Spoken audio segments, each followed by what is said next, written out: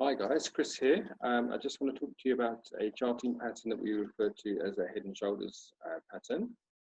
It happens at the end of a significant run up and signifies potential trend reversal.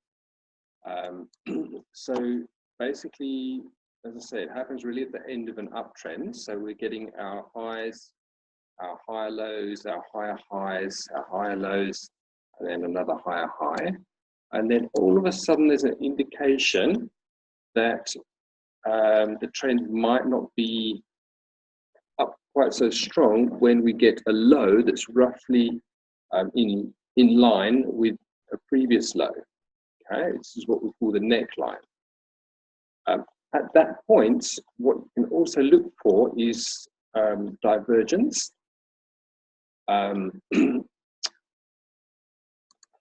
Okay, so let's just put a line here on this, what they call the left shoulder, and then this would be the head, just here. And guys, just for those of you that are not familiar with divergence, it happens when you get a higher high in the marketplace, and then you can put like a line between the shoulder and the head. And you'll see you have an upward slope.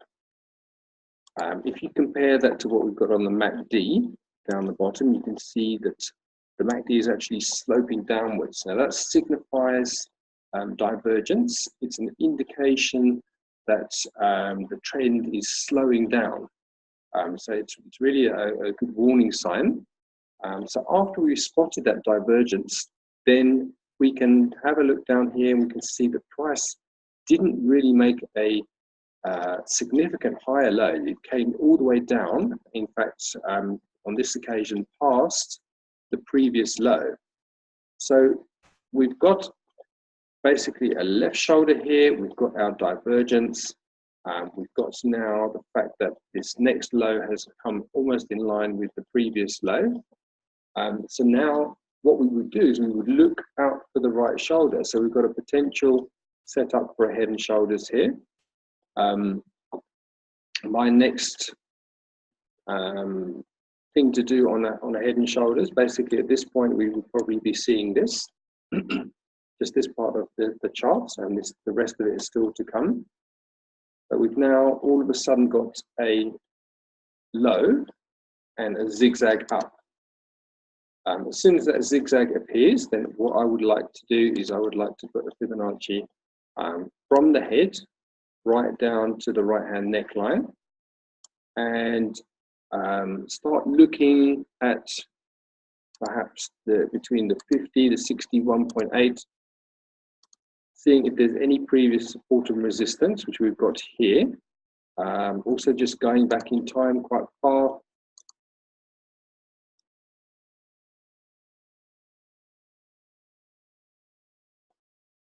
And yeah, you can see that's a massive resistance level there as well. So then I'm happy that that area there would be my potential area of a reversal, and I like to call it my sell zone. I'm going to make that color red. Okay, so remember at that point I haven't seen any of what's happening there. I've just got my zone. Okay, so firstly we've got the left shoulder formed, we've got the head that's formed, we've confirmed that it might be head and shoulders. What gives us a clue is this divergence. The trend is slowing down. Then we've got a low that's roughly equal to the previous low. So what I want to see is a retracement up where I can then potentially trade down. So as price gets into my zone, I look for two other signals to trade. Can either be a great move in just ticking inside that Bollinger Band, or it could be candlestick information, or it could be a nice stochastic signal or MACD. So there's four things to choose from: candlestick information, Bollinger Band, stochastic and MACD. I'm only looking for two of those reasons to trade. On this occasion, the first thing I'm seeing is a lovely candlestick. That's a nice dark cloud cover. It's a big bullish candle followed by a big bearish candle that's finished almost at the end there. So we call that a dark cloud cover. The Bollinger Band, I can't quite see. I need to just zoom in. I'm not too happy with that Bollinger Band. The body is outside of the line there. The next thing that I would really be looking out for is a good stochastic signal. Pretty much at a simultaneous time as we got that dark cloud cover, we also got a stochastic signal there. So I would be happy to trade that based on the candlestick and also the stochastic just turning and popping down through the 80 level there. So I would enter the trade at the end of this candle here. Just get this out of the way so you can see. So this yellow line here at the end of this bearish candle, then I would enter the trade. I would have put my stop loss just above that high there. And the nice thing about Head and Shoulders is that it is a measured move. So the anatomy is basically the left shoulder here, the head coming down to the right shoulder.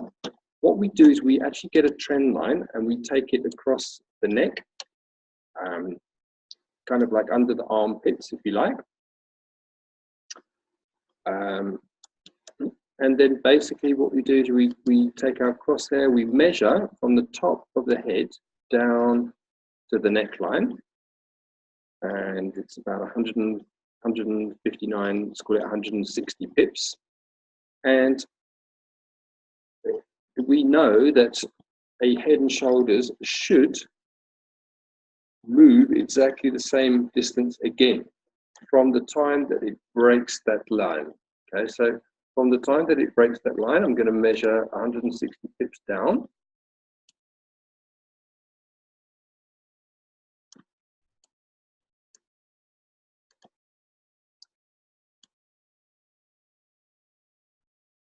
Okay, it's about 160 pips, and then my take profit would be there. What's important to note is that you will also look for previous support and resistance. So, what's interesting is 160 pips down from there.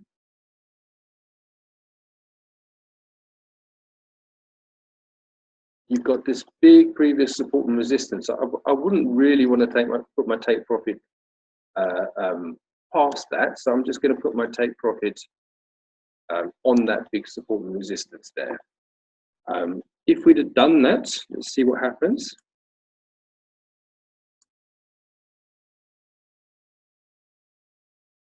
So it goes up, up.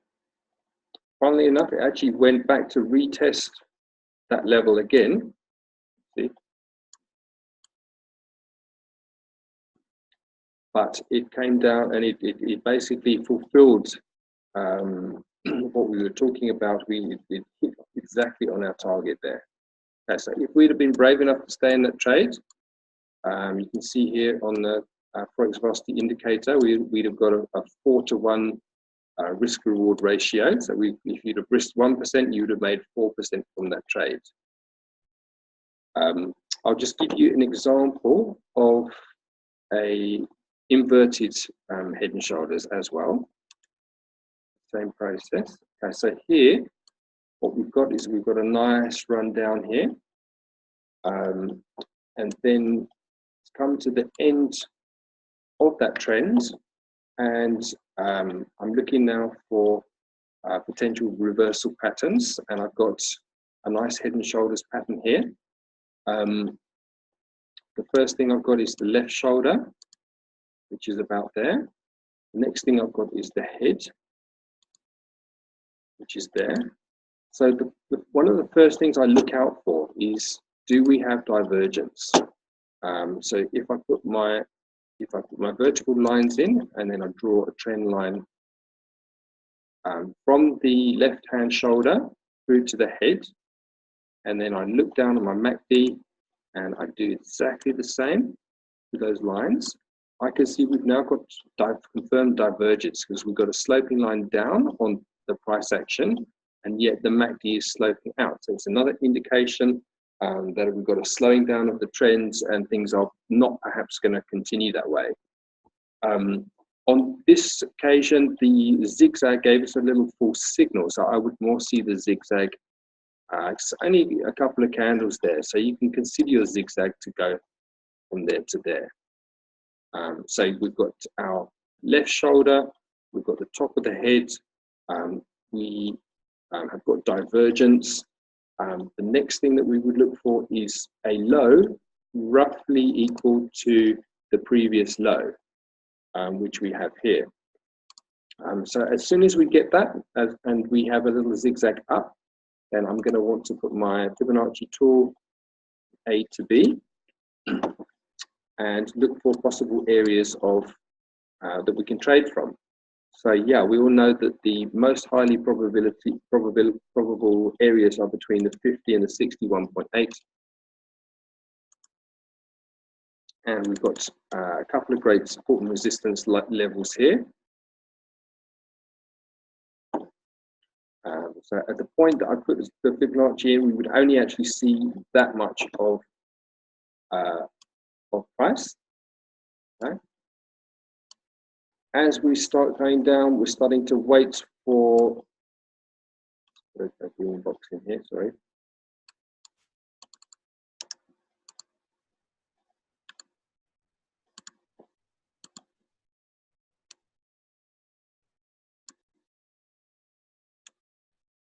We're starting to wait for the price to hit our zone, which is the price comes into the zone. Now we have to wait for two signals to actually trade it. Okay, so what do we have here? We've got a nice tick inside the Bollinger Band there. We've got a nice bullish engulf and also a fantastic stochastic signal. So I would have entered that trade at that point.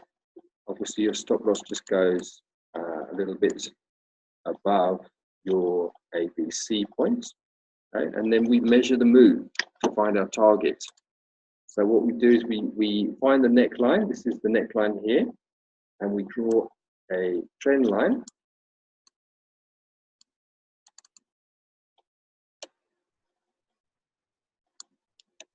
Across. And then to find our target, we draw from the top of the head. We get our crosshair tool here, which is basically this little cross here on your menu.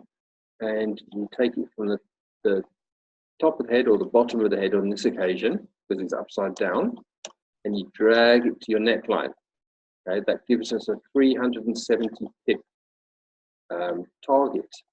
So what do we know about Head and Shoulders? We know that it tends to go the same distance again as to from the top of the head through to the neckline from the break. So we've got 372 pips. We just take our target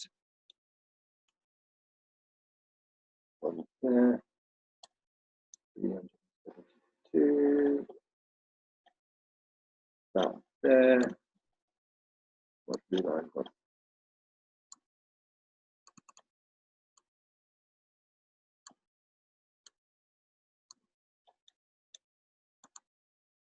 Okay, there's the break.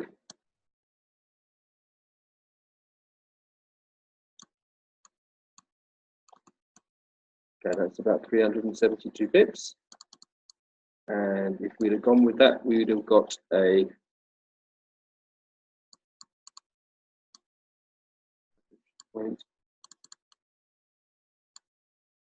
we've got about a 2.6 to 1 risk reward ratio. So if you were risking 1%, then you'd have made 2.6% on that particular trade. I hope that makes sense, guys. I know it's quite a lot of information to take in, but if you guys do have any questions, then pop on the chat room, drop me an email, give me a call. Thanks.